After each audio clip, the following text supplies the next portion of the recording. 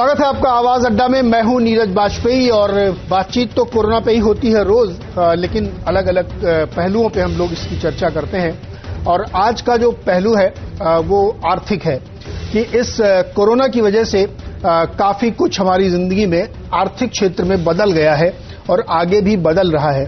और इस बदलती हुई परिस्थितियों में कई चुनौतियां भी खड़ी हुई हैं और उन चुनौतियों से हमें भी निपटना है, सरकार को भी निपटना है, कॉरपोरेट्स को भी निपटना है।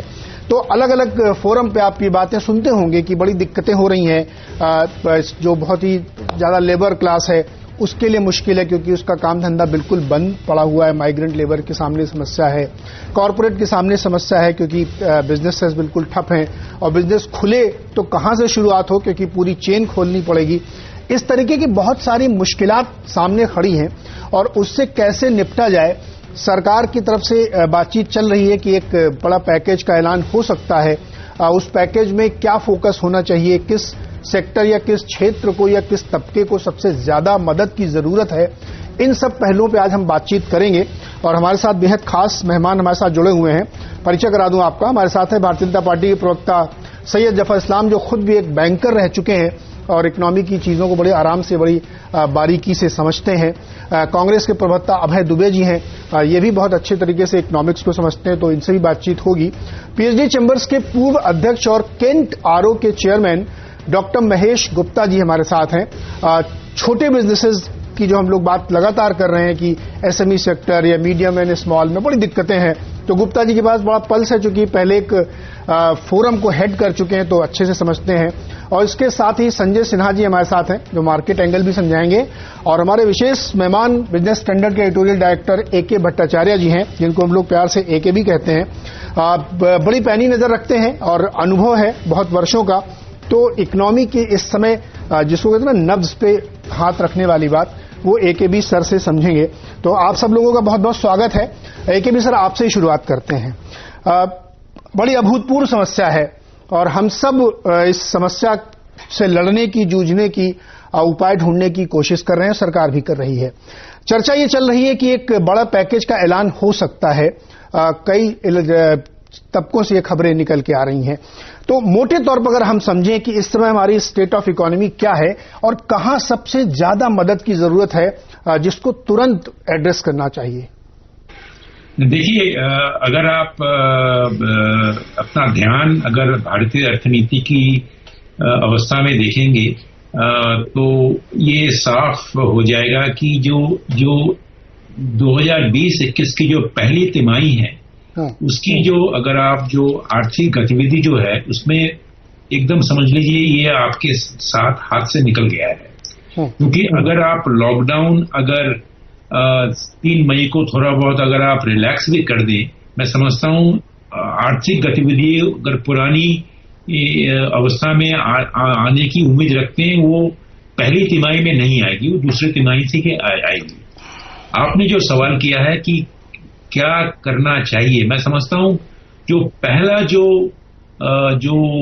इकोनॉमिक पैकेज का जो टारगेट होना चाहिए वो है हमारे देश में जो 90% जो हमारी जो वर्किंग क्लास जो इनफॉर्मल सेक्टर में, अनऑर्गेनाइज सेक्टर में है, उसकी देखने की बहुत सख्त जरूरत है इस वक्त। मैं समझता हूं कि अब अगर आप एक जो भी पैकेज देंगे, आप जो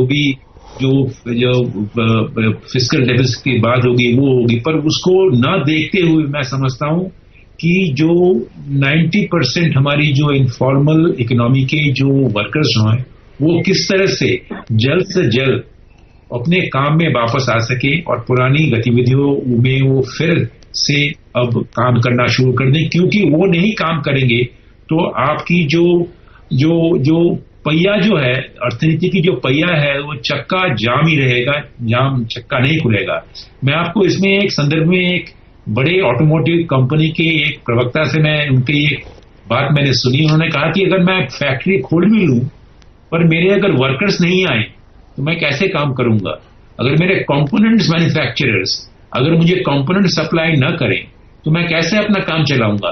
तो अगर अर्थनीति का पहिया को अगर पूरी तरह से वापस लाना है, मैं समझता हूं कि पहली बात तो यह है किस तरह से आपके पास करीबन जो 90% जो इनफॉर्मल सेक्टर की जो वर्कर्स जो हैं उसको आप किस तरह से मदद करें और किस तरह से उनको अपने पुराने कामों में उनको वापस लाने के लिए मदद करें। ये बहुत बड़ी एक इम्पोर्टेंट चुनौती है। ये कोई साधारण काम नहीं है, बहुत बहुत बहुत दिक्कत वाली काम है, पर ये काम करना पड़ेगा। और इसके सिवा मेरे ख्याल से इस जो लॉकडाउन से बाहर आने की हम जो सोच रहे हैं वो हम काम में नहीं कर सकते। एक दिक्कत सर है, थोड़ा उसको समझाइए मुझे। आप ये कह रहे हैं कि इनफॉर्मल सेक्टर और जो लेबर क्लास है उसकी हमको मदद करनी चाहिए। अब इसकी मदद मुझे जो समझ में आ रहा है दो तरह से। एक तो ये है कि अगर लॉकडाउन हटे तब तो ठीक है कि आपने फैक्ट्रियां खुलवा दी, पूरी सप्लाई चेन खुल गई। अब मारुति, उदाहरण के तौर पे मारुति मान लीजिए खुली तो उसके एंसिलरी सप्लायर भी खुलें और उसके डीलर भी खुलें और ग्राहक भी खुले, तो पूरी एक चेन कंप्लीट हो गई। लेकिन ये शर्त ये है कि ये लॉकडाउन हटे। अगर लॉकडाउन नहीं हटता है तो उन लेबरर को आपको सीधे बेनिफिट देना पड़ेगा पैसे के तौर पर, क्योंकि उनके जॉब चले गए हैं। तो अब इन दोनों परिस्थितियों में क्या करें सरकार, चूंकि लॉकडाउन भी एक बड़ा चैलेंज है। आपने बहुत अच्छा एक सवाल किया है। मैं समझता हूं कि जो इस वक्त जो अवस्था है, अगर आप लॉकडाउन एक साथ तो आप नहीं खोल सकते, तो एक तरफ आप धीरे धीरे जो एक ग्रेजुअल फेज्ड लॉकडाउन को आप खोलने की एक समय आ चुका है, मैं समझता हूं। क्योंकि अगर आप और भी देरी करेंगे तो आपकी आर्थिक जो रिकवरी जो है, इकोनॉमिक रिकवरी की जो बात करेंगे, वो और भी दूर चला जाए उसका गोल। तो मैं समझता हूं एक तरफ तो आप ग्रेजुअल लिफ्टिंग करें इसकी लॉकडाउन की, और दूसरी तरफ जो क्योंकि ये ग्रेजुअल होगा, इसीलिए साथ साथ मैं एक समझता हूं कि ये ऐसा समय आ गया है कि एक यूनिवर्सल बेसिक कैश ट्रांसफर की बहुत सख्त जरूरत है। अगर हम इसको एक quasi universal transfer of cash की बात करें कि वे आधार है तो दीजिए, तो मैं समझता हूं कि इसका जो पूरी तरह से जो इम्पैक्ट जो है वो हर तबके के लोगों को नहीं पहुंचेगा। तो मैं समझता हूं अगले 6 महीने तक एक लिमिटेड यूनिवर्सल बेसिक इनकम एक ट्रांसफर की स्कीम होनी चाहिए, जिसमें पैसा लगेगा, पर जो बहुत अर्थशास्त्रियों ने बहुत सारे इसके एस्टिमेट भी किए हैं कि अगर आप एक मिनिमम इनकम गारंटी अगर 6 महीने का देते हैं, क्योंकि 6 महीने के बाद वो बाद में आस्ते आस्ते काम में आ जाएंगे, तो आप ये 90% जो वर्कर कम्युनिटी जो है, जो 400 मिलियन की जो आपकी वर्कर्स क्लास जो है, इस 400 मिलियन यानी 40 करोड़ लोगों की आप ये समझ सकते हैं कि उनकी इकोनॉमिक डिस्टिट्यूशन से आप उनको बचा सकते हैं। और इकोनॉमिक डिस्टिट्यूशन से बचा सकेंगे तो वो आप सक्षम रहेंगे और शारीरिक कुशल रहेंगे। वो बहुत जरूरी है इस वक्त अर्थनीति के चक्के को वापस लाने के लिए। जी, बड़ा अच्छा पॉइंट रखा आपने कि करीब 40 करोड़ के आसपास जो हमारी वर्कफोर्स है जो एकदम स्ट्रैंडेड है, उसको वापस काम पे लाना। और दो चीज जो आपने रखी है कि एक मिनिमम यूनिवर्सल स्कीम के तहत पैसा मिले और इकोनॉमी को धीरे धीरे खोला जाए। इस बात को मैं आपके साथ और खोलूंगा। एक व्यू और लेता हूं, महेश गुप्ता जी हमारे साथ हैं, जो स्वयं एक बिजनेसमैन है। केंट आरो बड़ा फेमस ब्रांड है, उसके चेयरमैन है, बिजनेस चलाते हैं, साथ ही PhD CCI के प्रेसिडेंट रह चुके हैं। अच्छे से समझते हैं कि छोटे बिजनेसेस की इस समय क्या हालत है। गुप्ता जी, आपकी नजर में क्या सबसे जरूरी है, करना चाहिए, और इस समय की स्थिति क्या है छोटे बिजनेसेस की? सबसे पहले देख लेते हैं कि इस वक्त स्थिति क्या है। हम ये देख रहे हैं कि अभी कितनी मार पड़ने वाली है पता नहीं है। अभी हम लोग सोच रहे हैं कि लॉकडाउन खुल जाएगा, होगा या नहीं होगा, कब से हम लोग काम पे चलेंगे, बट ये कितनी अनसर्टेन स्थिति है ये नहीं पता। अभी भी 1500 केसेस हर रोज आ रहे हैं, तो हमको नहीं लगता कि 3 मई को ये लोग खोल देंगे।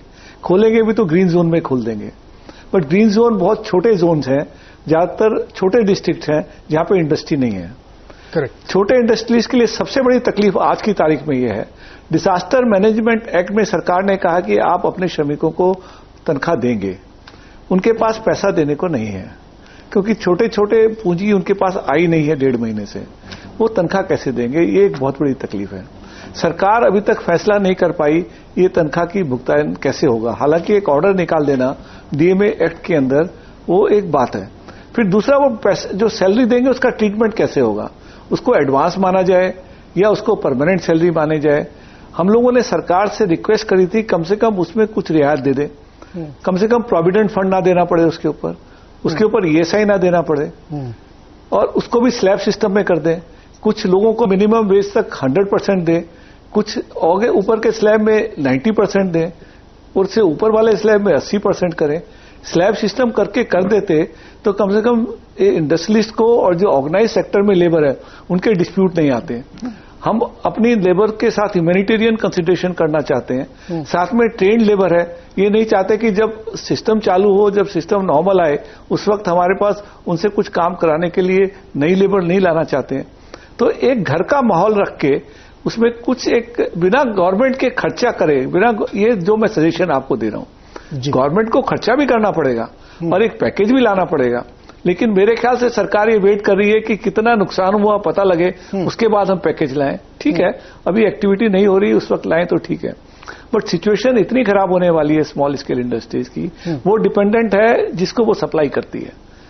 एमएसएमई का मतलब ये वो कस्टमर को नहीं सप्लाई करते हैं, B2B है, वो जिसको सप्लाई करते हैं उस इंडस्ट्री को, उस इंडस्ट्री की प्रॉब्लम प्रोडक्शन स्टार्ट करना नहीं है सर, उसकी सबसे बड़ी प्रॉब्लम है कि माल कैसे बेचें। करेक्ट, हर एक के पास इन्वेंट्री पड़ी हुई है, और माल जब बिकेगा जब बाजार खुलेगा। राइट, अब बाजार भी खुल जाए तो ग्राहक आए। अब ग्राहक क्यों आएगा? हमको मालूम है कोई अपने पास वैक्सीन नहीं है, 6 महीने तक कोई ग्राहक किसी दुकान पर जाएगा नहीं जब तक बहुत जरूरी चीज नहीं है। अब बहुत जरूरी चीज में देखिए होटल इंडस्ट्री बैठ जाएगी, टूरिज्म इंडस्ट्री बैठ जाएगी, बड़े बड़े मॉल बैठ जाएंगे। तो ये सिचुएशन बड़ी भयानक है। ऐसी भयानक स्थिति में सरकार को कुछ ना कुछ मदद देनी पड़ेगी, बट मेरे को सरकार की विडंबना ये समझनी पड़ेगी हमें कि सरकार के पास कस्टम ड्यूटी कम हो गई, सरकार के पास जीएसटी कम हो गई, सरकार के पास इनकम टैक्स कम हो जाएगी, हमारी सरकार के पास बहुत ज्यादा रिजर्व नहीं है कि वो सबको बांटे। तो ये एक डिमांड करना एक अलग बात है, हम लोगों ने भी डिमांड किया भाई आप 20 लाख करोड़ का पैकेज दीजिए ताकि इंडस्ट्री को, जिससे कि इंडस्ट्री खड़ी हो सके। बट हमें साइमल्टेनियसली ये भी देखना पड़ेगा, मतलब मैं अर्थशास्त्री की तरफ से देख रहा हूं कि सरकार के पास इतना पैसा है क्या देने के लिए? अगर देंगे तो फिस्कल डेफिसिट बढ़ेगा, फिस्कल डेफिसिट बढ़ेगा, नोट छापने पड़ेंगे, कर सकते हैं क्या? गुप्ता जी, यही विडंबना है, घर में बैठ के सोचना पड़ेगा। नहीं, बिल्कुल आप सही कह रहे हैं कि इस समय नोट छापने के अलावा कोई विकल्प है नहीं, और इस अभूतपूर्व एक्ट ऑफ गॉड कह सकता हूं मैं, उसमें आपको बहुत ज्यादा फिस्कल डेफिसिट की चिंता नहीं करनी चाहिए। एफआरबीएम में अगर बदलाव करना है तो करें। अब मैं अपने प्रतिनिधियों के पास चलता हूं, जफर साहब आपके पास, उसके बाद फिर आपके पास आऊंगा अभय जी। 2-3 बड़े अच्छे सुझाव दिए गए हैं, आप एकदम पॉइंटेड जवाब दीजिएगा, बहुत ज्यादा व्याख्या करने की जरूरत नहीं है। एकेबी सर ने कहा कि आपको एक यूनिवर्सल स्कीम लानी पड़ी चाहिए जो पैसा मिले लेबरर्स को, और दूसरा धीरे धीरे इकोनॉमी अब आप खोलें। और गुप्ता जी जो कह रहे हैं कि बहुत प्रैक्टिकल सुझाव कि पीएफ में छूट दे दें, ईएसआईसी के कंट्रीब्यूशन न देने पड़े, स्लैब्स में कुछ करा दें, इस दिशा में कुछ विचार हो रहा है कि नहीं हो रहा है? देखिए, इकोनॉमी पे मैं 30 बार जब हुआ आपके चैनल यही डिस्कस करते इकोनॉमिक पर क्या तरह से होगा। आप फिर से एक बार शायद दोहरा रहा हूँ बात, तो कि सरकार बिल्कुल हर तरह से मॉनिटर कर रही सिचुएशन। जब कोई इंसान भी अगर आईसीयू में रहता है तो इस जो आपदा आई हुई है, प्राकृतिक आपदा, उसके वजह से पूरा स्टैंड स्टिल तो नहीं कहेंगे, लेकिन काफी हद तक इकोनॉमिक एक्टिविटीज बंद हो गई है। आज इकोनॉमिक एक्टिविटीज जो नॉर्मल सिचुएशन से हटके 40-45% पे चल रही होगी, 40% पे चल रही होगी इकोनॉमिक एक्टिविटीज, तो बहुत कम हो गई।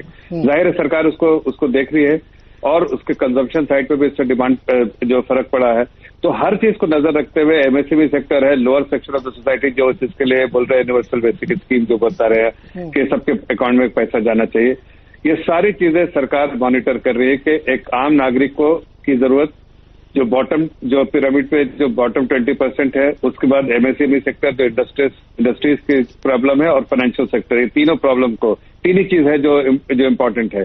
तो पहले 1.7 लाख करोड़ का अनाउंस किया था, आगे और भी करना पड़े तो सरकार बिल्कुल कमिटेड है कि हमारे गरीब भाई बहनों को किसी तरह की तकलीफ ना हो, इसके लिए सरकार बिल्कुल कमिटेड है, और भी करना पड़े तो करेगी सरकार, चाहे वो किसी स्कीम में करे, बेसिक स्कीम में करे, राशन देने का काम करे, या आपको पैसा अकाउंट में पहुंचाए, लेकिन उनकी सुविधा के अनुसार सब कुछ करेगी सरकार, ये कमिटेड है। अब एमएसएमई के और इंडस्ट्रीज की जो सवाल है एसएमई के बारे में है, सरकार उस पर चिंता करे और इंडिकेशन भी है कि जरूर कोई पैकेज आएगा और आने की संभावना भी है और पूरे तौर से समझ रहे हैं कि हर की लिक्विडिटी की प्रॉब्लम है और वो लिक्विडिटी की प्रॉब्लम। जफर इस्लाम, मैं ये जानना चाहता हूं कि देखिए, सरकार ने 1,70,000 करोड़ का एक पैकेज दिया जिसमें कुछ पैसा मनरेगा का भी था, काफी बड़ा पैसा था, फिर आरबीआई ने भी आके झट से कर दिया। तो मैं ये जानना चाहता हूं कि सरकार इतना सोचती क्यों रहती है, कर क्यों नहीं देते? आपको करना पड़े। देखिए, मैं आलोचना नहीं कर रहा हूं, लेकिन एक बात बता रहा हूं कि इस सरकार के साथ प्रॉब्लम ये कि करते सब कुछ आप बहुत देर करके करते हैं। क्यों? देखिए, क्या सोच रहे हैं? जैसे किसी ने भी कहा, हमसे पहले जो पैनल में बैठे हैं उन्होंने, पैनलिस्ट ने कहा कि सरकार की भी अपनी विडंबना है, सरकार के भी रिसोर्सेस कंस्ट्रेंट है। जब ऐसी सिचुएशन में जब आपकी आमदनी जो रेवेन्यू साइड बिल्कुल सब पड़ा है और एक्सपेंडिचर साइड से आपको हर लोग डिमांड कर रहा है, तो सरकार को वही फैसले लेने हैं जो देश हित में हो, देशवासियों के हित में हो। सिर्फ और जितनी चादर आपके है फैलाने के लिए, उस चादर को ही देखते हुए पैर फैला सकती है सरकार। ऐसा नहीं कि आपको 20% फिस्कल डेफिसिट कर दिया और अनाउंसमेंट कर दिया, वैसा नहीं हो सकता है। उसके फिर दूरगामी जो है तकलीफ होंगी, इम्पैक्ट होंगे, नेगेटिव इम्पैक्ट होंगे इकोनॉमी पे। लेकिन मैं आपको ये कहना चाह रहा हूँ, सरकार सोच समझ के, एक्सपर्ट एडवाइस लेके सारे लोगों को जो बेस्ट सोल्यूशन होता है वो करे। आप देखिए, आरबीआई ने कितने अच्छे फैसले किए। आरबीआई गवर्नर ने बार बार सिचुएशन को समझ के उसके जो सही समाधान है निकाला। जैसे आप देखिए, TLTRO जो है वो 2 लेके आए, चाहे छोटी छोटी कंपनियां जिसको इवन इन्वेस्टमेंट ग्रेड जो BBB जो नॉर्मली पैसा जिनको नहीं मिलता उनको ही पैसा मिले। अब वहां पर कई बैंक में पैसा जिनकी क्राइटेरिया थी कि भाई रेटिंग क्राइटेरिया डिफिकल्टी AA थी, वो नीचे जा रहे हैं और अप्रूवल ले रहे हैं बोर्ड से ताकि उनको सपोर्ट कर पाए उस कंपनियों को। तो ऐसी सरकार, ऐसी सोच समझ के सरकार फैसले ले रही ताकि जो कंपनियों को भी फायदा हो, आम नागरिक को भी। तो मैं सिर्फ आपको इतना आश्वासन दिलाना चाहता हूं कि देखिए, अब जैसे म्यूचुअल फंड की रिक्वायरमेंट थी, उसको भी कल 50,000 करोड़ का उसके लिए भी पैकेज अनाउंस किया। तो मैं ये कह रहा हूं कि सरकार सोच समझ के इन ऑर्डर ऑफ प्रायोरिटी, जिसकी जैसे प्रायोरिटी है, सिर्फ डिमांड हो मार्केट में कि भाई आप दे दीजिए। जैसे मैं कहता हूं, जिस वक्त टैक्स की छूट दी तो लोगों ने कहा एनिमल स्पिरिट अब आ जाएगा मार्केट में, बिकॉज इससे बेटर कुछ नहीं हो सकता था। मैं आपके प्रोग्राम में भी थे, अगर आप पुरानी वीडियो निकाल के देखिए, उस दिन के पैनलिस्ट सब बड़े बड़े लोग थे। आज वो दूसरी बातें कहेंगे। जी ठीक है, ये प्राकृतिक इसको आगे बढ़ाते हैं। जफर भाई, आपने अपना पॉइंट रख दिया, अब इसको थोड़ा आगे बढ़ाते हैं। आपने कई सारे रखे। ये बात सही कि जितनी चादर उतने पैर फैलाने चाहिए, लेकिन आप फैलाते उतने ही पैर हैं, थोड़ा देर से फैलाते हैं। मेरा सवाल ये था कि करेंगे आप सब कुछ वो, लेकिन थोड़ा विलंब से। संजय सिन्हा जी, मार्केट भी बड़े क्लोजली इन सब चीजों को देख रहा है और हम लोग जब दिन भर मार्केट का कवरेज करते हैं तो कहीं ना कहीं से खबरें आती रहती हैं कि एक पैकेज आने की संभावना है, आएगा, फिर MSME के लिए आएगा, इनके लिए आएगा, उनके लिए आएगा, बहुत सारे होप बन रहे हैं। और 3 आपने व्यू सुने, कंसिडरेट व्यू हैं। आपको लगता है किस इसमें से कहां पे आप अपना ट्रस्ट रखेंगे?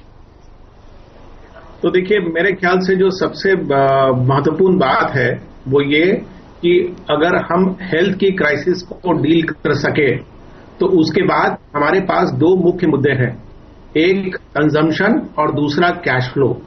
कोई भी इंडस्ट्री तब तक अपनी गतिविधि शुरू नहीं करेगी जब उसको सामने में कंजम्पशन नहीं दिखेगा, और अगर वो अपनी गतिविधि शुरू करेंगे तो उसमें दूसरी रुकावट जो उनके सामने आ रही है वो है कैश फ्लो की। आपने भी सुना होगा हाल के दिनों में कि कुछ बड़ी बड़ी कंपनीज हैं, उन्होंने अपने वेंडर से कहा है कि वो उसकी पेमेंट्स को थोड़ी डिले करके देंगी। अब इस तरह की अगर एक्टिविटी बड़ी कंपनीज करेंगी तो आप समझ सकते हैं कि छोटी और मझोले साइज की कंपनी के लिए कैश फ्लो का कितना बड़ा इशू हो सकता है। इसी के लिए कंजम्पशन और कैश फ्लो दोनों को हमें साथ साथ चलाना है। मेरा एक सुझाव है जो कि आज के कॉन्टेक्स्ट में महत्वपूर्ण होता है। हम लोगों ने करीब 100 सेक्टर्स को एनालाइज किया ये समझने के लिए कि उनको अपनी नॉर्मल गतिविधि में आने में कितना समय लगेगा। तो ये बिल्कुल साफ झलकता है कि कम से कम 6 से 9 महीना लगेगा करीब करीब हर सेक्टर को अपनी नॉर्मल गतिविधि में आने के लिए। मेरे ख्याल से सरकार अपने पैकेज अनाउंस करने में अगर समय ले रही है तो एक चीज सरकार को तुरंत अनाउंस कर देना चाहिए कि जो 12 महीने का हमारा फाइनेंशियल ईयर है वो 12 महीने का नहीं होगा, 24 महीने का फाइनेंशियल ईयर होगा। तो इससे क्या होगा, हमारी बहुत सारी समस्याएं जो है ना, जो जैसे हम फिस्कल डेफिसिट भी नाप रहे हैं तो फाइनेंशियल ईयर में नाप रहे हैं, कंपनीज भी जो अपनी एक्टिविटी शुरू कर रही हैं अपनी प्रॉफिट लॉस जो है वो मार्च 21 को एक माइलस्टोन मान के कर रही हैं। जब इतनी बड़ी अनप्रेसिडेंटेड घटना पूरे विश्व में हो गई है, हमारे देश में हो गई है, तो ये 12 महीने का जो फिलोसॉफिकल और अकाउंटिंग स्टैंडर्ड है उसकी क्या मान्यता है? इसको बढ़ा के आप 20 महीने कर दीजिए और उसके बाद आप अपनी फिस्कल डेफिसिट 2 साल की 1 साल में रखिए और कंपनीज को समय दीजिए कि अगर इस साल फाइनेंशियल ईयर में लॉस है और अगले साल मुनाफा है तो दोनों साल को एवरेज करके वो अगर नॉर्मल गतिविधि में आ जाए तो वो जरूरी है।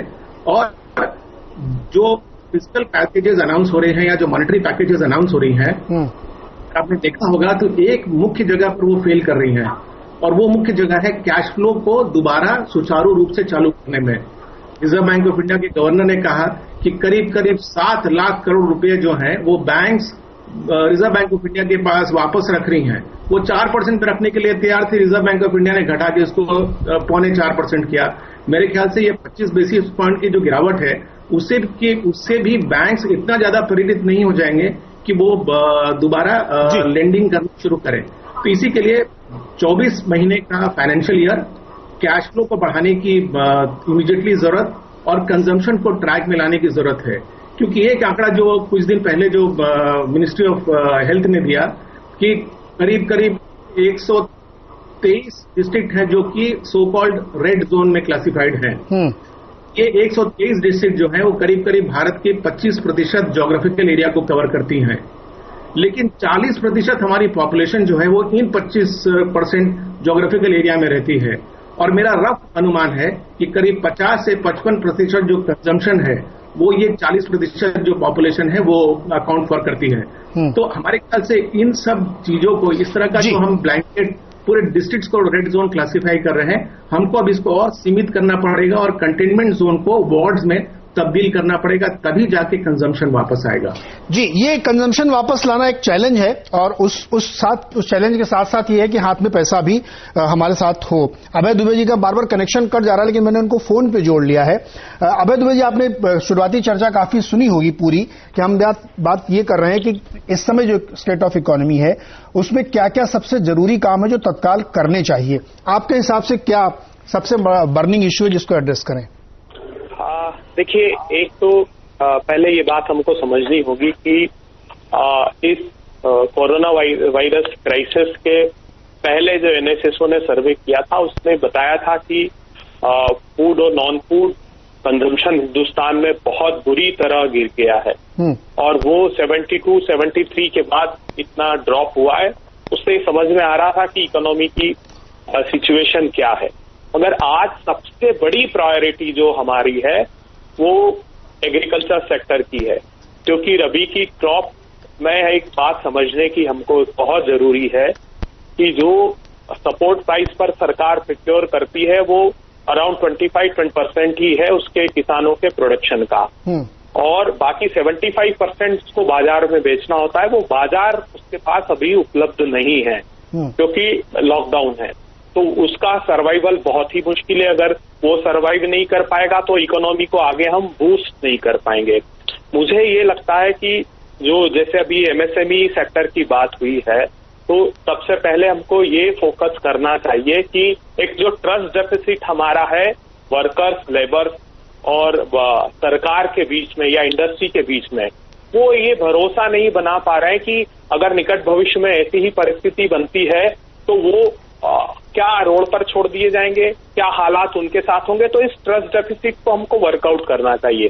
अभी मेरे पहले किसी ने जो सजेशन दिया था, जब तक मैं सुन पाया, कि यूनिवर्सल बेसिक इनकम बिल्कुल बहुत अच्छा सोल्यूशन है, लेकिन मैं उसमें सजेस्ट करूंगा कि जो लगभग इन 40 करोड़ लोगों में से 15-17 करोड़ लोग ऐसे हैं जो 22 से 40 वर्ष के हैं, हम सिर्फ उन्हीं को काम पर अभी वापस लौटने दें कुछ समय के लिए सोशल डिस्टेंसिंग के साथ, और प्रायोरिटाइज करें। जैसे कुछ जो पैकेज अनाउंस करे सरकार वो करे तब तक, लेकिन एक बात ये तय कर देना चाहिए तुरंत कि जब हम उन इंडस्ट्री को कामकाज के लिए स्टार्ट करें तो इंपोर्ट ड्यूटी हायर साइड पर कर दें, ताकि वो उनके साथ परेशानी नहीं हो। और खास करके चाइना से हम जो बहुत बड़ी मात्रा में डंपिंग होती है, एंटी डंपिंग पर काम करना चाहिए। जैसे इलेक्ट्रिसिटी के उनके जो टैरिफ हैं उसको बहुत कम करके अभी शुरू के 6-8 महीने में रखना चाहिए ताकि वो अच्छे से काम कर पाए। इंटरेस्ट सबवेंशन 3% पर हमको उनको फैसिलिटेट करना चाहिए। तो पैकेज का अनाउंसमेंट करें उसके पहले कुछ ये स्टेप्स हमको लेनी चाहिए ताकि हम हमारा एमएसएमई सर्वाइव कर पाए। और जो इसेंशियल एस्पेक्ट्स को, जैसे अभी ये बात आपने बिल्कुल ठीक कही थी कि डिमांड अगर नहीं है और वो इंडस्ट्री चालू होगी तो क्या होगा उसका, जैसे आपने कार का एक उदाहरण दिया था। तो मेरी मान्यता है कि फार्मास्यूटिकल और फूड, ये तो दो ऐसा इसेंशियल एस्पेक्ट है जिसकी इंडस्ट्री को हमको तुरंत चालू करना चाहिए। और ट्रांसपोर्टेशन को तो हम फैसिलिटेट कर ही रहे हैं, इंटर स्टेट भी ये सरकार की इंस्ट्रक्शंस है, वो तो चालू होंगे ही सही। देखना ये चाहिए कि हमको टेस्टिंग को फैसिलिटेट, क्योंकि जब ही कॉन्फिडेंस होगा इंडस्ट्री में, वर्कर्स में, कि जब हम उन इंडस्ट्रियल एरिया में टेस्टिंग के लिए और हेल्थ को फैसिलिटेट करें ताकि एक जो भय का वातावरण है वो उनमें नहीं रहे। तो मुझे लगता है कि हमको, जैसे प्रधानमंत्री जी ने कहा कि जान भी और जहान भी, तो साइमल्टेनियसली दोनों विषयों पर साथ साथ काम करने की आवश्यकता है और तीव्रता से आवश्यकता है। जी, बहुत ही कंस्ट्रक्टिव सुझाव है जफर साहब, आपको शिकायत नहीं होनी चाहिए। देखिए बहुत अच्छे सुझाव दिए हैं, उसमें कुछ चीजें जो मुझे समझ में आ रही है कि इसे एंटी डंपिंग ड्यूटी की बात उन्होंने की कि डोमेस्टिक इंडस्ट्री खुलेगी और चाइना में जो कि फुल फ्लेजेड खोल दिया उन्होंने, तो डंपिंग का खतरा है, तो एक वो ड्यूटी लगानी चाहिए और इंटरेस्ट सबवेंशन जैसी स्कीम छोटे उद्यमियों के लिए बहुत जरूरी है। चर्चा को आगे बढ़ाते हैं, एकेबी सर के पास एक बार दोबारा चलते हैं। सर, एक मेरा सवाल है कि एक तो जवाब दो इसका, तेरा जी जरा जवाब देना चाह रहा था कि या फिर सर एक जो कि एकेबी सर को अभी चले जाना है जल्दी, तो मैं लालच में हूं कि एक सवाल उनसे और पूछ लेता हूं, नहीं तो चले जाएंगे वो। सर 30-35 दिन तो 38 दिन हो गए हैं, बहुत कम दिन बाकी हैं, बहुत सारे काम सरकार अभी भी थॉट प्रोसेस के लेवल पे है, तो क्या हम देर करते जा रहे हैं, इसका हमें कोलेटरल डैमेज होगा? एक सवाल ये जवाब दीजिएगा। दूसरा एक मेरा सवाल ये है, हो सकता है आपको ये सवाल बड़ा बचकाना लगे, लेकिन मैं ये सवाल इसलिए पूछ रहा हूं कि मैं एक आम आदमी की तरह से पूछ रहा हूं, मैं आज अपने आप को आर्थिक पत्रकार से अलग हटा के, क्या हमारी इंडस्ट्री या हमारा उद्योग जगत इतना शैलो है कि वो 35-40 दिन के अंदर ही बहुत बुरी तरीके से टूट गया? हर तरफ से आवाजें आ रही कि बचाओ बचाओ बचाओ बचाओ। तो मतलब हमारा जो बिजनेस इथॉस है, बिजनेस एथिक्स है, बिजनेस की जो हमारा ग्राउंड है, वो कितना शैलो है? देखिए नीरज जी, ये आप दोनों अच्छे, आप ये बचकाना सवाल नहीं है आपका। जो आपने जो पहले जो ये कहा कि मैं ये नहीं समझता कि आप सरकार को कि आप दोषारोप कर सकते हैं इस वक्त, क्योंकि हमने जो देखा है, ये जो कोविड-19 का जो प्रकोप जो था, उसमें जो एक अनिश्चयता का जो एक क्वेश्चन था, जिसे अनसर्टेनिटी क्वेश्चन कह सकते हैं हम, वो बहुत बड़ा था। किसी को ये नहीं मालूम था वो किस तरह से फैलेगा और किस तरह से हमारी आबादियों को उजाड़ कर सकता है। मैं ये समझता हूं कि जो लॉकडाउन का डिसीजन को आप सिर्फ एक लॉकडाउन की तरफ से नहीं देख सकते, ये डिसीजन था, ये ग्रेडेड रिस्पांस। शुरुआती तौर में आपको मालूम होगा कि जब 15 मार्च को सरकार ने, हमने क्या किया, हमने कहा कि जो सारे जो हमारे अपने बॉर्डर्स क्लोज कर दिए। पहले हमने सबसे पहले हमने इंटरनेशनल फ्लाइट्स बंद किए, फिर बॉर्डर्स क्लोज कर दिए, बल्कि इवन एनआरआई को देश में आना हमने बंद कर दिया। उसके बाद हमने जब देखा कि जो डिजीज की जो रेट ऑफ डबलिंग हो रही है वो 3 दिन तक आ गई। जब 3 दिन तक आ गई, सरकार उचित कारणों के लिए ये नेशनल लॉकडाउन का प्रबंध किया। मैं समझता हूं अगर देरी की जाती उस समय, तो हमारे देश में आज की जो तारीख में हम जो कह रहे हैं कि 9 दिन में हमारी जो डिजीज की रेट डबलिंग हो रही है, ये नौबत आज नहीं आती। ये मैं समझता हूं ये हमारी खुशकिस्मती है। आज हम ये कह रहे हैं कि हमारे पास सिर्फ 30,000 लोग, सिर्फ आपको याद होगा कि जब शुरुआती दौर में लोग कह रहे हैं कि 3 मिलियन 30 लाख लोग, 40 लाख लोग इस डिजीज के कबले उसमें आ जाएंगे। मैं समझता हूं सरकार ने जो किया पहली तौर में कि जो डिजीज की इम्पैक्ट को ज्यादा बढ़ने न दें। अब जो करना है कि डिजीज के इम्पैक्ट से बचाने के लिए जो मेजर्स लिए गए थे, उस मेजर्स को आस्ते आस्ते किस तरह से रिलैक्स किया जाए। जी, मेरा मानना यह है कि 3 मई के बाद ये red zone, orange zone, green zone के मुताबिक ग्रेजुअल रिलैक्सेशन, जिस तरह से आप सरकारी जो अनाउंसमेंट भी देख रहे हैं कि हर दिन की जो हेल्थ मिनिस्ट्री की जो अनाउंसमेंट आ रही है उसमें ये ब्यौरा दिया जा रहा है कि भाई कितने डिस्ट्रिक्ट ऐसे हैं जिसमें कोई नए केस नहीं आए हैं 2 हफ्ते में, कितने ऐसे डिस्ट्रिक्ट हैं जिसमें 3 हफ्ते से कोई नए केस नहीं आए हैं। इसका सिर्फ इंडिकेशन यही है कि किस तरह से धीरे धीरे ये सारे डिस्ट्रिक्ट्स में एक नॉर्मल इकोनॉमिक एक्टिविटी आएगी। बात रही इकोनॉमिक पैकेज की, इकोनॉमिक पैकेज की जो बात है वो मैं समझता हूं कि इस वक्त गवर्नमेंट की जो असेसमेंट जो चल रही है वो असेसमेंट में एक तरफ तो है कि किस तरह से जो इकोनॉमिकली वीकर सेक्शंस है उसको आप कैश ट्रांसफर सपोर्ट दें। आपकी जो 1.7 लाख करोड़ की जो पैकेज जो थी जिसके अंदर करीबन 36,000 करोड़ ऑलरेडी ट्रांसफर हो चुके हैं वो उसके अंदर गिरता है, मैं समझता हूं उसके अंदर इंक्लूड होता है। तो इंडस्ट्री के लिए जो पैकेज है वो उसमें थोड़ी बहुत देरी मैं मानता हूं हो रही है, पर इस पैकेज में मैं समझता हूं कि इस पैकेज में ठीक तरह से बहुत विवेचना इसलिए हो रही है, डर यह है कि सरकारी खजाने का, और डर यह है कि अगर रिजर्व बैंक ऑफ इंडिया को एक बार नोट प्रिंटिंग की अनुमति दी जाए तो ये पिछले जो 22 साल की जो एक शासन था कि हम नोट प्रिंटिंग नहीं करेंगे वो अनुशासन का वर्जन हो जाएगा। तो मैं ये समझता हूं कि ये बहुत बड़ी एक डिसीजन होगी, ये बहुत ही रिस्की डिसीजन है, क्योंकि अगर आप देखें, अगर मान लीजिए आरबीआई को कह जाए कि भाई आप नोट प्रिंटिंग कीजिए, इसमें तो बहुत चीज खतरनाक चीज है। एक है आप एक तरफ से कहते हैं कि रिजर्व बैंक ऑफ इंडिया एक ऑटोनोमस ऑर्गेनाइजेशन है, उसको अपने आप डिसीजन लेना चाहिए। आप फिर से एक सेंट्रल बैंक को एक सेंट्रल गवर्नमेंट के डायरेक्टिव से आप मॉनिटाइजेशन ऑफ डेफिसिट अलाउ करेंगे, वो आप जो रिफॉर्म आपने पिछले 22 साल तक किए हैं वो रिफॉर्म को एक दिन की एक डिसीजन से आप पूरी वापस कर देंगे, वो बहुत बड़ा डेंजर है। और दूसरी बात जो ये है कि आप इस तरह से आप अपनी बोरोइंग लेंगे और लेने के बाद, बढ़ाने के बाद आप international rating agency, investing community के ऊपर हम बहुत ज्यादा निर्भरशील हैं, वो हमारी रेटिंग को डाउनग्रेड न कर दे, क्योंकि उससे एक लॉन्ग टर्म इम्पैक्ट होगा। आपको मालूम होगा कि लास्ट टाइम जब 1997 में जो रेटिंग डाउनग्रेड्स हुई उसके बाद कितने साल लगे कि हमारी जो रेटिंग्स को एक इन्वेस्टमेंट कैटेगरी में लाने। जी तो सर, लेकिन एके भी सर इस समय जो देखिए आरबीआई का जो मैंडेट है कि हमको इन्फ्लेशन नीचे रखना है, तो इस समय जो हमारी क्रूड की स्थिति है, जो इस समय हमारी डिमांड की स्थिति है, चाहे वो होलसेल में हो चाहे रिटेल में हो, और अनफॉर्चुनेटली लॉकडाउन की वजह से भी, तो वो तो बहुत ऑलरेडी नीचे है, तो फिर इतना क्यों घबरा रहे हैं?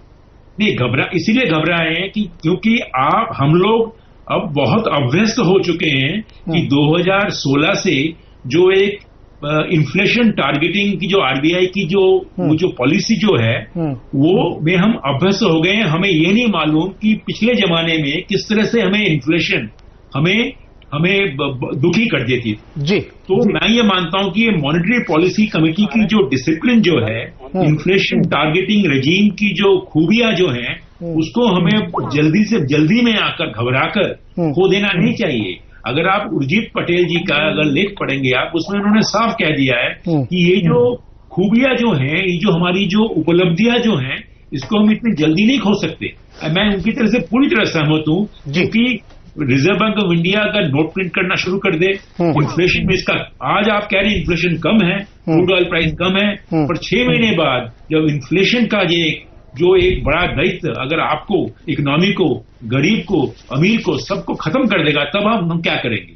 तो इसीलिए एक इन्फ्लेशन का डर, एक आरबीआई का एक डिसिप्लिन जो डेफिसिट रेगुलेशन का, और तीसरा इंटरनेशनल रेटिंग कंपनीज के अपग्रेड या डाउनग्रेड होने का डर, ये तीनों चीजों से मैं समझता हूं सरकार की अपनी खजाना जो है वो जरा अच्छा नहीं है। तो साफ क्लियर है कि रेवेन्यूज हर जगह कम हो रही हैं जी। हर सरकार की रेवेन्यू 10% आप ये कह रहे हैं कि एक दुधारी तलवार है आपके पास, और उससे आपके ऊपर खुद पे भी हमला हो सकता है, और आपको बहुत संभल के, बहुत बच के जो भी करना है वो करना है, जिससे कि डिसिप्लिन भी ना टूटे और आप किसी अनफोर्सीन समस्या में ना फंस जाए। बहुत बहुत शुक्रिया AKB सर, आपको जाना है इसलिए, और मुझे भी एक छोटा सा ब्रेक लेना है यहाँ पे। ब्रेक से लौट के आएंगे तो चर्चा को फिर से रखते हैं। बहुत सारे पॉइंट्स आ गए हैं और इस बात पे फिर चर्चा होगी, और जफर साहब जवाब देना चाहते हैं। कई सारे सवाल उनकी तरफ टॉस हो गए हैं। छोटे से ब्रेक के बाद तुरंत लौट के आते हैं।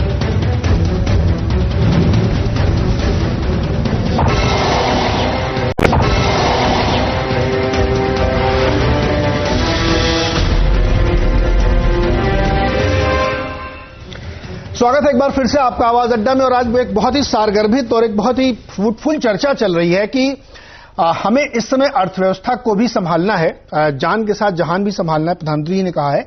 तो उस जहान को संभालने के लिए क्या क्या उपाय करने चाहिए, कई सारे सुझाव रखे गए हैं। जफर साहब उनका जवाब देना चाहते हैं। जफर साहब छोटे छोटे जवाब दीजिएगा, हम बहुत सारी बात करना चाहते हैं, और भी लोग हैं, तो आपने भी कई सारे पॉइंट पेश किए थे, बताइए। सारे लोगों का निचोड़ है। जो लोगों ने कहा है कंजम्पशन के बारे में, सरकार बिल्कुल चिंतित है कि कंजम्पशन अगर बढ़ाना है उसके लिए क्या क्या एक कदम लिए जा सकते हैं, उस पर सरकार चिंता कर रही है। मैं ये भी कहूं कि अगर आप ये लिक्विडिटी इश्यू के बारे में बोला कि कॉर्पोरेट को लिक्विडिटी चाहिए, TLTRO2 जो है वो प्राइमरीली कॉर्पोरेट को लिक्विडिटी चाहिए थे, उसके लिए, और NBFC और म्यूचुअल फंड सब उनको भी लिक्विडिटी देने का काम जो TLTRO के अंडर में हो रहा है।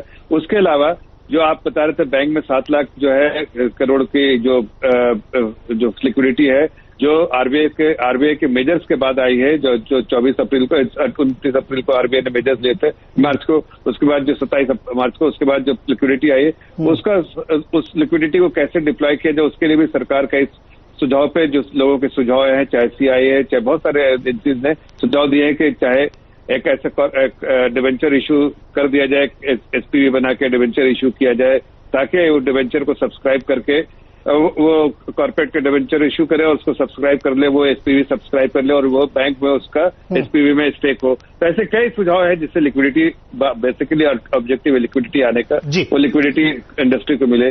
उसके अलावा जो आप देखिए फाइनेंशियल सेक्टर में तो सारे रिफॉर्म्स हो चुके, कुछ और रिफॉर्म्स एक्सपेक्टेड है, तो जरूर पैकेज आएगा, तो उसमें उम्मीद करता हूं कुछ ऐसे और रिफॉर्म्स जो मार्केट एक्सपेक्ट कर रहे हो सकता आ जाए।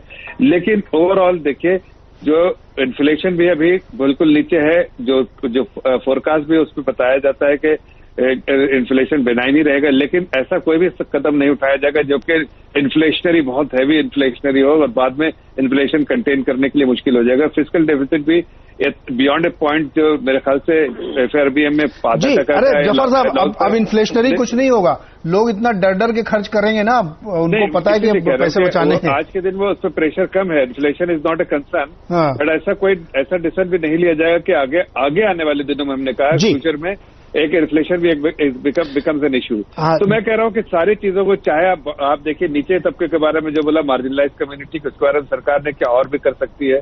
आपने कहा फाइनेंशियल सेक्टर के बारे में सरकार ने बहुत सारे RBI ने मेजर्स लिए।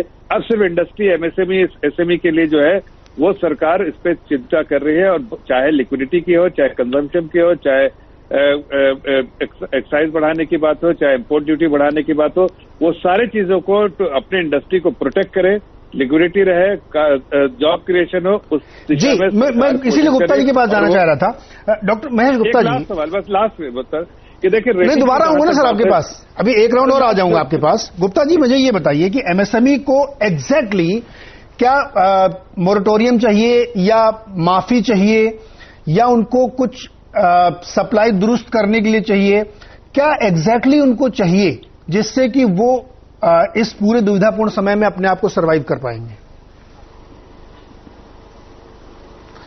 MSME के 2 सब बड़े मुद्दे रहेंगे। सबसे पहला मुद्दा रहेगा कि जो अपने फिक्स्ड एक्सपेंस हैं वो कैसे, कहां से आए। फिक्स्ड एक्सपेंस जब मैं बात करता हूं, मान लीजिए 3 महीने तक प्रोडक्शन नहीं होता, 3 महीने तक माल नहीं बिकता उसका, तो उसके फिक्स्ड एक्सपेंस क्या है? तनख्वाह लोगों को देनी है, उसको रेंट देना है, और उसको ब्याज देना है जो भी उसने लोन लिया हुआ है। ये 3 उसके फिक्स्ड एक्सपेंस है, वो उसके कम नहीं हो सकते हैं। इसमें कहां तक उसको सहायता मिल जाती है वो देखना पड़ेगा उसको। उसका जो ब्याज है वो ब्याज माफ होना चाहिए, कम से कम 1 साल बाद पोस्टपोन होना चाहिए जब उसकी देने की क्षमता हो। उसमें भी कुछ डिस्काउंट मिले, सबसे बढ़िया चीज है, उसके ऊपर लोड नहीं आता है। तो वो बैंक उसको कैसे कोऑर्डिनेट करेंगे उसको देखना पड़ेगा, सरकार कुछ उसमें सपोर्ट करे, नंबर 1।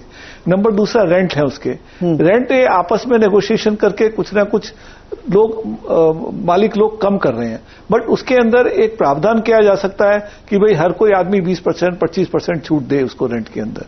तीसरा, तनख्वाह रह जाती है उसकी, तनख्वाह में या तो सरकार सपोर्ट करे जितने भी वर्कर्स की तनख्वाह को। हालांकि यूनाइटेड किंगडम में 80% तनख्वाह हर वर्कर की सरकार ने दी है, वहां की बात दूसरी है। हमारी सरकार शायद 80% तनख्वाह हर एक आदमी की नहीं दे पाए, कुछ ना कुछ सपोर्ट करे। नंबर 1 नहीं सपोर्ट कर सकती तो मैं दोबारा इसको दोहराऊंगा, हम लोगों से कहें भाई तुम कम तनख्वाह ले लो। सरकार अगर ऐसा ऑर्डिनेंस निकाले भाई हर एक आदमी 20% तनख्वाह में अपनी छूट ले ले, उसके खर्चे तो कम हुए ना जब तक वो रहा है यहाँ पे।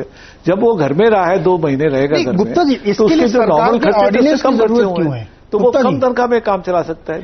सैलरी कट के लिए क्या सरकार ऑर्डिनेंस की जरूरत है? हाँ। अगर आप एक इंडिविजुअल नहीं, मैं दोबारा बोलूंगा, ऑर्डिनेंस की जरूरत इसलिए रहती है जो डिसीजन सरकार ले लेती है वो सबके लिए मान्य होता है, नहीं तो जितने भी गवर्नमेंट ऑफिस जितने भी रेगुलेशंस हैं वो आपको तंग करते रहते हैं बात के अंदर। और वो एक बार सरकार उसको डिसीजन लेती है तो वो बाध्य हो जाता है हर आदमी के लिए। ये चीज करेंगे तो एक बात है। मैं अब दूसरे सजेशन के ऊपर आपके पास आता हूं। जब 2 महीने के बाद में बिजनेस शुरू होगा, जब उसको काम कर धंधा शुरू होगा, उसकी सबसे बड़ी प्रॉब्लम लिक्विडिटी है। उसको लोन चाहिए ज्यादा ताकि उसके पास पूंजी रहे अपना काम करने के लिए, और वो पूंजी बैंक देते नहीं है। बैंक हमेशा मॉर्गेज की बात करते हैं। एक छोटे एमएसएमई वाला बैंक के पास जाएगा भाई मुझे 5 लाख रुपए एक्स्ट्रा दे दो आप, उससे कहेंगे भाई 5 लाख रुपए का तो मॉर्गेज कर दे। बगैर मॉर्गेज के एक सरकार को प्रावधान करना चाहिए, जिसको फाइनेंस गवर्नमेंट बाद में कर ले कि जो इनकी रिक्वायरमेंट है एक्स्ट्रा, जो उनकी लोन की कैपेसिटी है उसके ऊपर सर्टेन परसेंटेज 30-40% लोन एक्स्ट्रा सबको बगैर मॉर्गेज के मिलना चाहिए। अगर ये होता है तो आज की तकलीफ खत्म होती है।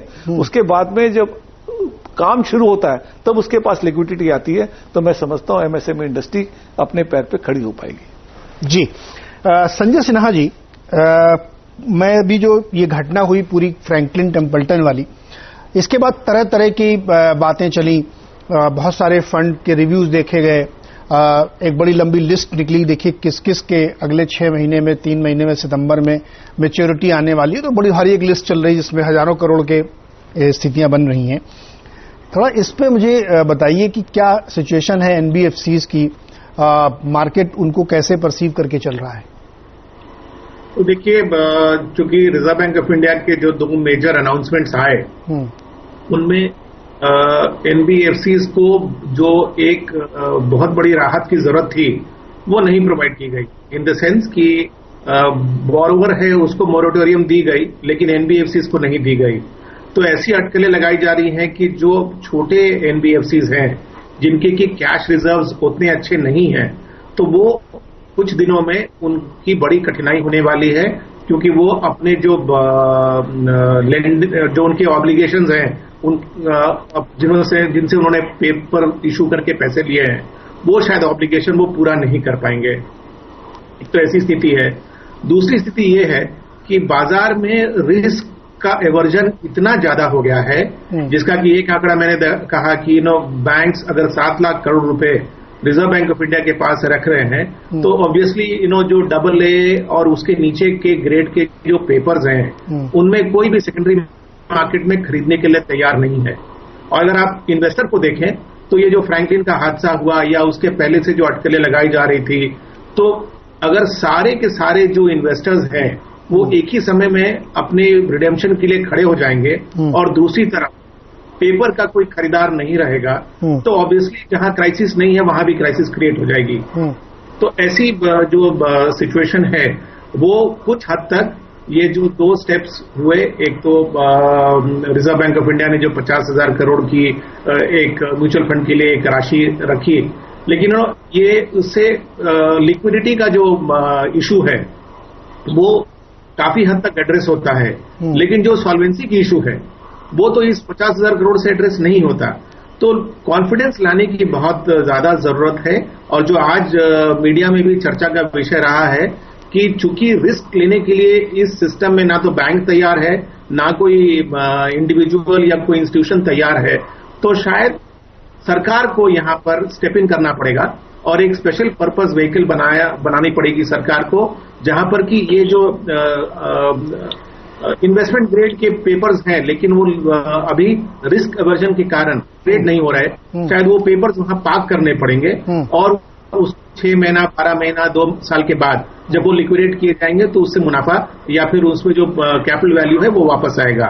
इस कॉन्टेक्स्ट में मैं आपको एक उदाहरण दे दूं कि एक ऐसा क्राइसिस फाइनेंशियल सेक्टर में 2001 में भी आया था जब यूटीआई की US 64 स्कीम में एक समस्या आई थी। राइट। उसमें सरकार ने क्या किया, सरकार ने एक स्पेशल पर्पस व्हीकल बनाई जिसका नाम उन्होंने रखा सुट्टी, और ये जितने एसेट्स थे US 64 के वो सारे जो एसेट्स हैं वो चले गए उस सुट्टी के अंदर और लायबिलिटी सरकार ने ले ली कि चलो मैं US 64 के बॉन्ड्स इशू करता हूं जिसपे आई थिंक 6% का उन्होंने अश्योर किया कि हम इंटरेस्ट देंगे और कुछ अवधि के बाद ये बॉन्ड्स मैच्योर होते हैं।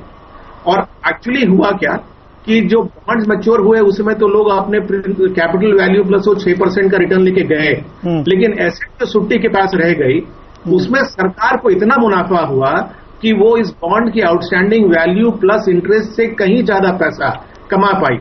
तो कहने का मतलब यह है कि आज की जो स्थिति पर जो खड़ी हो गई है वो स्थिति इसलिए खड़ी हो गई है क्योंकि लोगों में रिस्क लेने की क्षमता बहुत ही कम है, और अगर कुछ समय दिया जाए जो भी इंडस्ट्री हो, स्मॉल मीडियम लार्ज, अगर को 6 से 9 महीने का समय दिया जाए वो अपने आप अपने पैरों पर खड़े हो जाएंगे।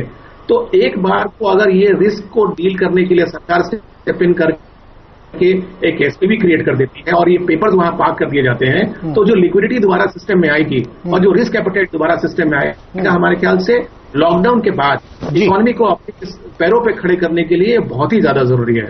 बहुत अच्छा सुझाव है ये, और जो आप कह रहे हैं ना कि इस समय ट्रस्ट डेफिसिट है उसको दूर करना है और आगे आने वाले वक्त में क्या होगा ये पता नहीं। मैं आपको एक उदाहरण बताता हूं, मैंने एक स्टोरी ब्रेक की थी अपने चैनल पे कि आईसीआईसीआई बैंक ने एक सिंगापुर के ट्रेडर को फाइनेंस किया था, ऑयल ट्रेडर, वहां की सबसे बड़ी कंपनी है, और वो डिफॉल्ट कर गई।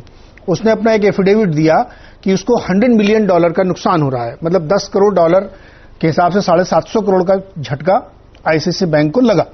अब वो ठीक है, जहाज को फोरफिट करेंगे, बेचेंगे, वो सब बड़ी लंबी कहानी है। ऐसे अनफोर्सीन बहुत सारे इवेंट आ सकते हैं, किसी को पता नहीं है। वो तो शायद बैंक को ही पता होंगे या फाइनेंशियल इंस्टीट्यूशन को पता होंगे कि उनकी कहां कहां दिक्कतें हो रही, क्योंकि बिजनेस बंद हो रहे हैं। अनुमान है, एक मोटा रफ अनुमान ये कि 30 से 40 हजार करोड़ का पर डे का लॉस हो रहा है इस समय, हर दिन एक दिन के लॉकडाउन से। अभय दुबे जी, समय कम है लेकिन आपसे सवाल ले रहा हूं मैं कि ये जो परिस्थिति एक बनी है, एक अनफोर्सीन सिचुएशन है, किसी को अंदाजा नहीं। इवन जो आदमी कहता है कि मैं एसेस करके बैठा हूं कि इतना नुकसान, इतना पैकेज, ये सब हवा की बातें हैं, क्योंकि अंदाजा ही नहीं किसी को, ऐसा इससे पहले कभी हुआ नहीं। आपके कुछ सुझाव मुझे बहुत अच्छे लगे, जैसे आपने कहा कि डोमेस्टिक इंडस्ट्री को आप खोलिए जो सबसे जरूरी वाली है, लेकिन सेफगार्ड के साथ कि उसका प्रोडक्ट भारत में बिकेगा और उसको इंश्योर करेगी सरकार। तो ऐसे कुछ 1-2 सुझाव और बताइए जो मुझे लगता है बड़े अच्छे हैं, क्रिएटिव हैं, जहां पे तत्काल काम किया जा सकता है बिना किसी बहुत ज्यादा हीला हवाली या लागत के। देखिए, सबसे बड़ी, चूंकि उस एस्पेक्ट पर बिल्कुल चर्चा नहीं हुई ज्यादा, अभी फर्टिलाइजर मिनिस्ट्री ने शिपिंग मिनिस्ट्री को एक पत्र लिखा है, उसकी कॉपी मेरे पास है। उन्होंने कहा कि खरीफ के सीजन के लिए 225 लाख मैट्रिक टन हमको फर्टिलाइजर की आवश्यकता है और हमारे पास स्टॉक में सिर्फ 9 लाख मैट्रिक टन बचा है। ध्यान दीजिए, सिर्फ 9 लाख मैट्रिक टन। उन्होंने कहा कि पिछले 1 सप्ताह से हम अप्रैल के मंथ में ही हमको सारे स्टेट में उनको स्टॉक कर लेना था, मगर ये अभी तक पॉसिबल नहीं हो पाया है। तो सबसे बड़ा जो परेशानी में है वो एग्रीकल्चर सेक्टर है। उससे कैसे बाहर, अभी खरीफ के सीजन में कैसे बाहर आ सकते हैं, उसके 2 छोटे से सुझाव मेरे हैं। मुझको लगता है कि वो अथॉरिटी तक पहुंचाएंगे जफर इस्लाम साहब। एक ये है कि आप तुरंत मनरेगा, चूंकि मनरेगा के एक्ट में एक प्रोविजन है कि अगर आप काम नहीं दे सकते हो तो उतने रजिस्टर्ड लेबर्स को आपको भत्ता देना पड़ेगा। तो आप मनरेगा को फ्यूज कर दीजिए एग्रीकल्चर के साथ। एक दूसरी बड़ी बात, जैसे मैंने अभी आपको कही थी कि आपको अब चूंकि उनके पास बाजार है ही नहीं, 75% किसानों को बाजार में अपनी फसलें बेचनी होती है, तो कम से कम आप इतनी मदद किसानों की कीजिए कि जो आपके क्रूड ऑयल के प्राइस इंटरनेशनल मार्केट में बहुत कम हो गए हैं, तो किसान सम्मान निधि के 14 करोड़ किसान आपके पास रजिस्टर्ड हैं, उन किसान को खरीफ के फसल जितना डीजल के कम से कम कार्ड बना दीजिए और डीजल की प्राइस उन किसानों के लिए सिर्फ मात्र आप आधी कर दीजिए, तो कम से कम इनपुट कॉस्ट उनकी कम हो जाएगी। तो एक बहुत बड़ा सहारा किसानों को होगा। और अगर हमारी रूरल एग्रीकल्चर सेक्टर को हम अच्छा बूस्ट कर पाए तो इकोनॉमी को रिवाइव करने में भी हमको लाभ मिलेगा। बाकी सारे एस्पेक्ट्स पर सब लोगों ने काफी अच्छे सुझाव दिए हैं। परफेक्ट। अभय दुबे जी ने बहुत अच्छी बात कही। जफर साहब, समय मेरा बिल्कुल खत्म हो रहा, 1.5 मिनट आपके पास है, आप सबका जवाब एक साथ दीजिए। देखिए, अभय जी ने जो सुझाव दिए हैं उसको उनका मैंने संज्ञान लिया है, और अगर उस पर चिंता नहीं हो रही तो मैं जो एग्रीकल्चर मिनिस्टर उन तक पहुंचाने का काम भी करूंगा। लेकिन मैं एक और बात बताना चाहता हूं कि जो भी बातें चर्चा यहाँ पर हुई, चाहे अभी किसी ने कहा SPV structure for creating liquidity for corporate, उस पर भी सरकार चिंता कर रही, तो ऐसे सारे जो चीजें यहाँ डिस्कस हुई, सरकार उस पर बिल्कुल चिंता कर रही है। अभी जैसे बात कर रहे थे एमएसएमई सेक्टर के लिए कि उनके पास लिक्विडिटी नहीं है और उनके पास बिजनेस भी स्टार्ट करने के लिए पैसा नहीं है और बैंक देने के लिए एक्सपोजर लेने के लिए तैयार नहीं, तो ऐसे में ऐसी सुझाव भी लोगों ने दिया है कि क्रेडिट प्रोटेक्शन स्कीम लेकर आए ताकि उनके 40-50% अनसिक्योर्ड हो, उसके साथ साथ क्रेडिट प्रोटेक्शन जो है बाकी 40 से 50% पर क्रेडिट प्रोटेक्शन जो है वो उनको मिल जाए सरकार द्वारा, तो उससे उनको काफी राहत मिलेगी, बैंक को भी कंफर्टेबल होंगे वो लेंड करने के लिए। तो वो सारे चीजों पे सरकार चिंता कर रही है। मुझे लगता है कि अभी समय है, अभी इसलिए कि अभी भी जो अभी we are in the middle of pandemic, तो अभी कुछ मालूम नहीं कि कब ये खत्म है, कि कोई भी कंट्री से बाहर नहीं आया है। कोविड बॉन्ड की तो विचार नहीं चल रहा है। नहीं, हम कह रहे कि कोई अभी सोच के देखिए, कई चीज मैंने कहा, कई अलग अलग लोगों ने अलग अलग सुझाव दिए। किसी ने ऐसा भी सुझाव दिया है कि कोविड बजट अलग हो, बिल्कुल सेपरेट बजट बनाया जाए और उसको फंडिंग अलग तरीके से किया जाए। तो अलग अलग सुझाव लोग देते हैं, मार्केट में बात करते हैं और सब सुझाव पर संज्ञान सरकार लेती है। लेकिन मुझे ये जरूर कहना चाहता हूं कि सरकार इन सब चीजों पर गौर कर रही है जो आम नागरिक, गरीब, marginalise section of the society, दूसरा जो एमएसएमई सेक्टर, चाहे उसमें क्रेडिट। जी जफर साहब, मेरा समय खत्म हो गया, मैं आपको रोकूंगा। और जी जफर साहब, समय मेरा खत्म हो गया, मैं आपको रोक रहा हूं माफी के साथ। मुझे बहुत अच्छा ये लगा कि आवाज अड्डा में आमतौर पर बड़ी बहस होती है, एक दूसरे के पॉइंट काटे जाते हैं, लेकिन आज बहुत अच्छी और बहुत फ्रूटफुल चर्चा हुई, बहुत सारे सुझाव दिए गए। मुझे उम्मीद है कि ये शो जफर भाई आप अपने यहां दिखाएंगे अपने अधिकारियों को भी, क्योंकि बहुत सारे सुझाव इसमें हर लोगों ने दिए जो प्रैक्टिकल हैं, जो समय की मांग है और जिनको आसानी से किया जा सकता। कोई बहुत बड़ी मांग यहां नहीं रखी गई है, और जो एक आध मांग रखी गई कि यूनिवर्सल स्कीम के तहत लोगों के हाथ में पैसा जाए, वो एक जेन्युइन डिमांड है, विचार उस पर किया जा सकता है। और आप कह रहे हैं कि तमाम पहलू है जिस पर सरकार विचार कर रही है। मुझे लगता है वक्त की जरूरत है, और हम सब ये मानते हैं कि एक अभूतपूर्व सिचुएशन है ये, किसी को अंदाजा नहीं था कि क्या होगा और इस तरीके के लॉकडाउन ऐसा होगा, कब तक चलेगा, किसी को नहीं अंदाजा।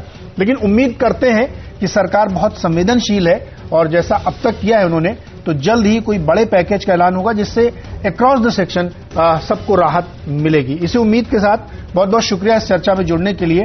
देखते रहिए CNBC आवाज।